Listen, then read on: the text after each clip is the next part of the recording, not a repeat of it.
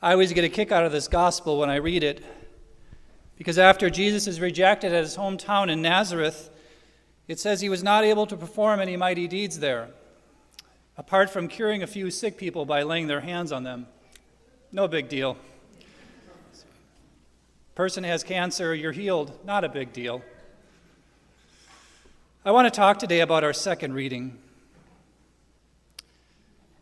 That I, Paul, might not become too elated because of the abundance of revelations, a thorn in the flesh was given to me, an angel of Satan, to beat me up, to keep me from being too elated.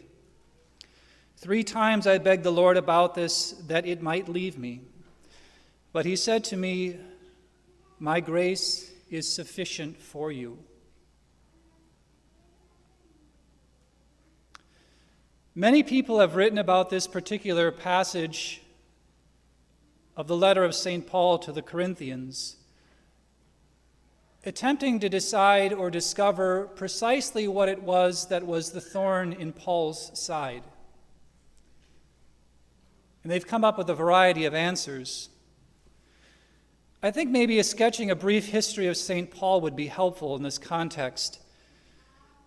St. Paul had grown up as a Jewish man, and he had dedicated his life to the study of the law. In fact, he says he was scrupulous with the law and blameless before it, which means his entire life was dedicated in such a way to the Jewish law that he never had violated any of its precepts. He even had the great privilege of studying of one of the foremost authorities on Jewish law, a man named Gamaliel in the 1st century.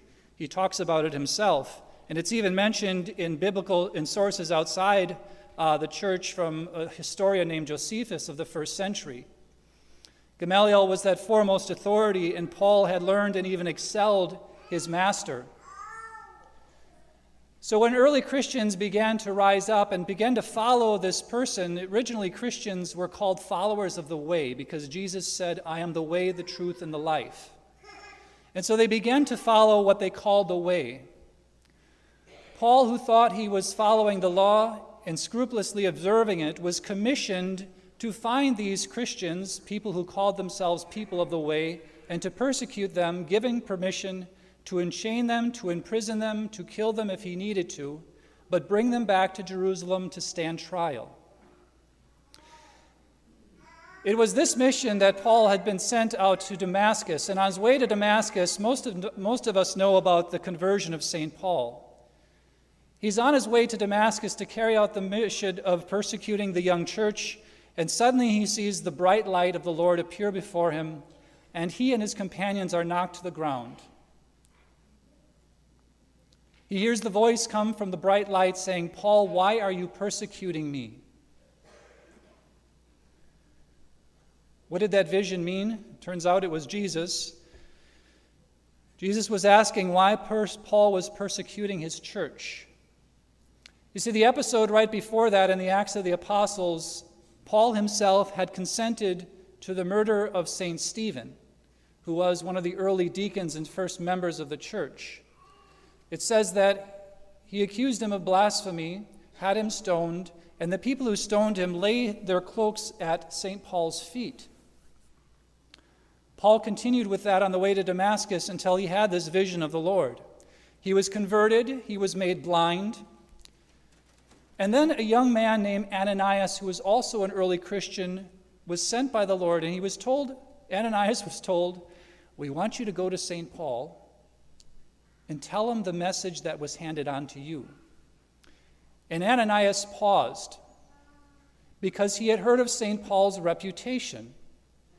He was killing Christians, and Ananias was a Christian. Now, I don't know about you, but if somebody told you to go into a dangerous situation for somebody who you knew that was persecuting you, you would probably not want to go, because that reputation would have preceded that person, and you would probably hesitate. Ananias was the same way. Eventually, he went. He told Paul about who Jesus was. Scales fell from Paul's eyes, and he was converted completely. He even went down to Jerusalem at one point to consult with other apostles, and the apostles hesitated because they heard of Paul's reputation, even though they had heard he who once was trying to kill us is now preaching the faith. Paul was converted and eventually became the greatest missionary in the history of the church. So where's all this going? That I, Paul, might not become too elated because of the abundance of the revelations, a thorn in the flesh was given to me, an angel of Satan, to beat me up, to keep me from being too elated. Paul was given a great gift. Because many have tried to answer exactly what that thorn in the flesh was, given the context of our readings today, I think I might have one idea. The devil is known as the great accuser. In the book of Revelations, it says, "For the accuser of our brothers is cast out, who night and day accused them before God. They defeated him by the blood of the Lamb and by the word of their testimony. Love for life did not deter them from death. So rejoice, you heavens, and you that dwell therein." The devil is known as the great accuser. And we know this, I think, most of us from our experience in our own lives, right? The devil stands as an innocent figure and invites us into a life that is separated from God.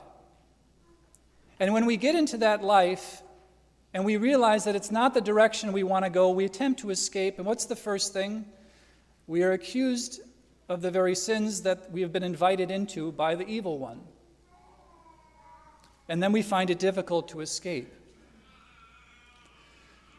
The thorn, I think, in St. Paul's flesh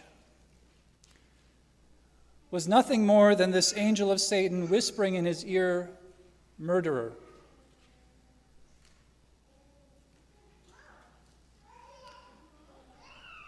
Where am I going with all this? If the devil is a great accuser and the thorn in Paul's flesh was the Satan reminding him of his past sins, what was St. Paul's reaction?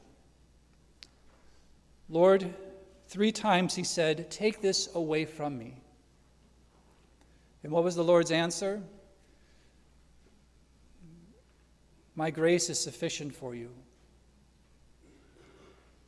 And so we might ask ourselves, why did the Lord not take this accusation, this accuser, away?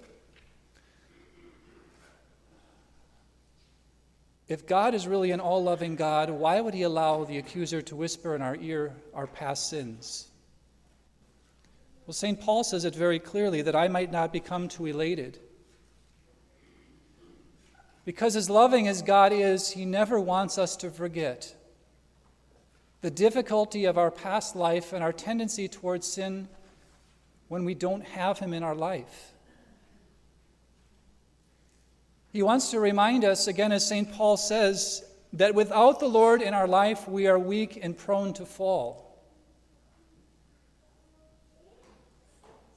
And so occasionally he allows us to remember our past sins in order for us not to accuse us, but to remind us of how good life is with him. And we need that reminder. Why? Christians, because in this culture, how oftentimes do we face the accusation that somehow we're not living as we should be? Again, like I said at the beginning of Mass, how oftentimes we are accused of hypocrisy. Because living the Christian life authentically is difficult. And how many times, I think, we're reminded maybe of our past, thinking to ourselves, I'm on the right road now, and I'm having a struggle. Sometimes I wish I could go back to the life I had before, because it seemed easier. But the reality is we know that it's a dead end. The point of the homily is this: that every one of us has a past, and that there is no saint without a past and no sinner without a future. we have to remember how good life with the Lord really is. And never be tempted to think that somehow we want to go back. Very oftentimes, we have a perception of ourselves, or we grab onto a perception that other people have of us, and we think that we have to wrap our identity around that. You know, I've had this with family, and my brother, Mark, who's very perceptive, when I came home after 4 years of seminary, he said, it's got to be tough, knowing that your life was converted completely, given over to Christ, and you've got to come back to your family, who constantly remind you of all of the funny things that you did when you were younger. I'm always reminded, sisters are especially, for some reason, very good at this. I don't know why.